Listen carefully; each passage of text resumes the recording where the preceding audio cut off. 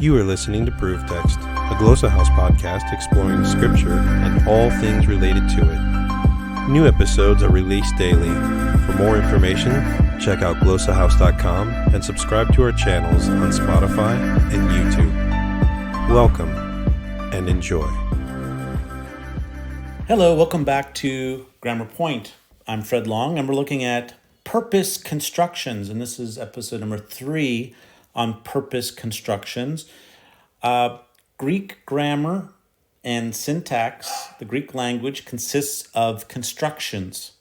Words are even constructions. You can often see different parts coming together. They entail endings a lot of times. So constructions, the language is built with constructions all the way up. And when we have choices among construction options to convey like similar semantic ideas, at least, translationally, like, similar ideas, then what that means is that if you choose a construction choice conveys construal. Construction convey construal. So we've looked at Matthew 5, 16, 17, which is a very important verse. And one thing I haven't said yet is that each of these is a purpose. You got our purpose as followers of Jesus, and then you have Jesus's purpose. How cool is that? In fact, I would say that we can't do our purpose until Jesus brings about his purpose. So there's a reason that these are abutted verse to verse and at the really towards the beginning of the Sermon on the Mount. And that's really significant.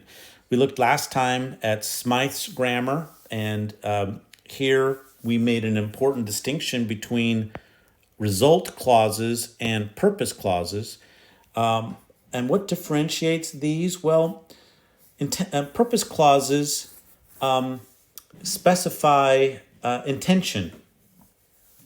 An actual or implied agent aims at, strives for, and or moves with intention such that some goal or end would be achieved.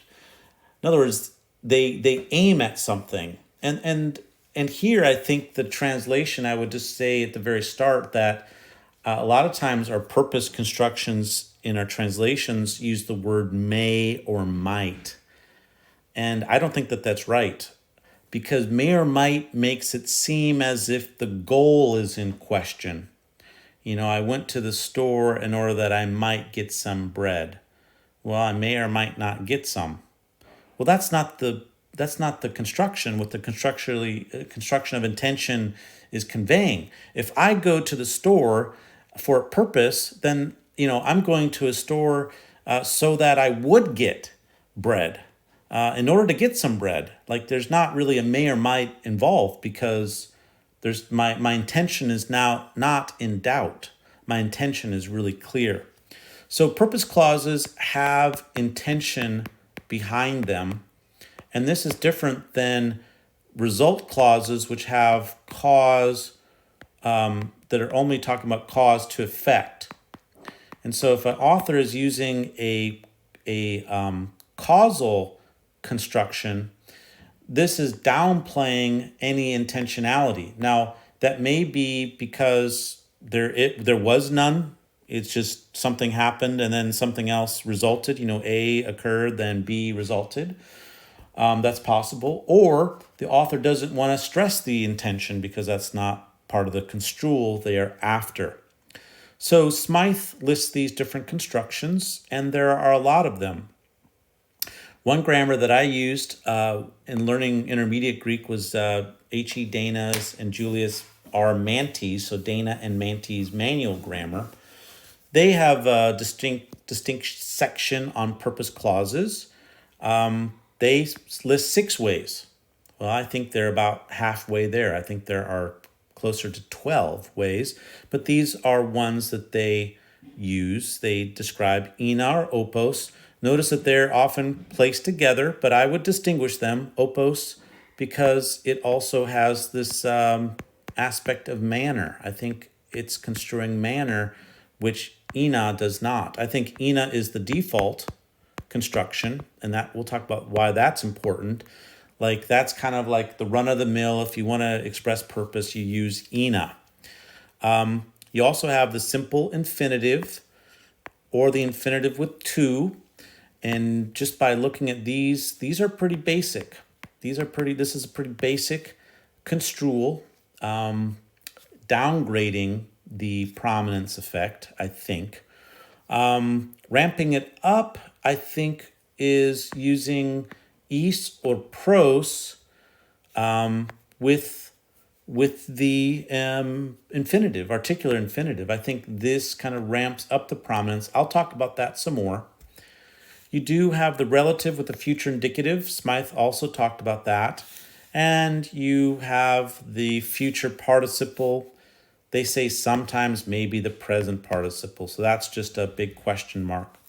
So what's interesting about Dana and Manty's grammar is it's kind of funny. They say the variety, quote, the variety and distinctiveness of the constructions for expressing purpose in Greek make it important that close attention be given to the matter. And so they rightly urge mastery. Okay, but they offer absolutely no guidance as to the distinctions of the variety of purpose clauses they identify, and very little help is offered by others as well. So they're recognizing that these are important, but they don't offer us help in distinguishing why you have these different constructions. So that's what I'm going to do here as well. So just to show you, for those of you who can see, Daniel Wallace in different places in his grammars describes 4 different types of constructions. Well, maybe a few more because he subcategorizes some. You got ina. You got telic participles, so future participles. You have infinitives, and here he combines, like 3 different types: the raw infinitive, to the article with the infinitive, then the prepositional construction, and then you have some prepositions. So this is kind of a new one. So prepositional phrases can express purpose, and that is absolutely correct. He does not mention relative pronouns. So there's a gap here. So he's getting close to about 6 or 7 constructions, and then you have Heinrich von Siebenthal, Ancient Greek Grammar for the Study of the New Testament, really recent grammar, 2019. He includes these different types: an adverbial phrase that asks a question like why and involves a purpose. He does talk about prepositional phrases. And then he talks about different infinitive constructions. So there's going to be 3 different constructions there: without the article, with the article, and then with is or pros in the accusative. He does indicate the participle as well. He does talk about ina with the subjunctive. We've seen that. Sometimes future. And he also does talk about osta, but that's less frequent. So that's the question: is osta purpose or is that result? So that's an open question. People keep talking about osta, but I think that's questionable. He does treat elsewhere relative pronoun clauses, and then he says sometimes ke can be used in a context that is final. So that's kind of interesting. So there can be a purposive use of ke, which I think is, let's just say that does not inherently mean that ke can express purpose or does express purpose, but only that the context may be such that ke produces or is used to introduce a purposive idea. So, all right. Well, that's all we're going to cover for this episode. So just to introduce you to a few other people. We need to master this, but we need help.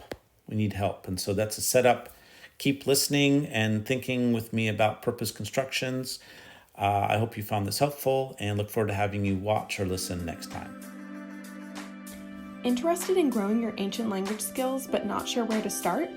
Glossa House can help. From illustrated readers and short stories to lexicons and grammars, Glossa House offers a variety of resources for beginning, intermediate, and experienced ancient language learners. Head to glossahouse.com today. Glossa House, language resources for the global community.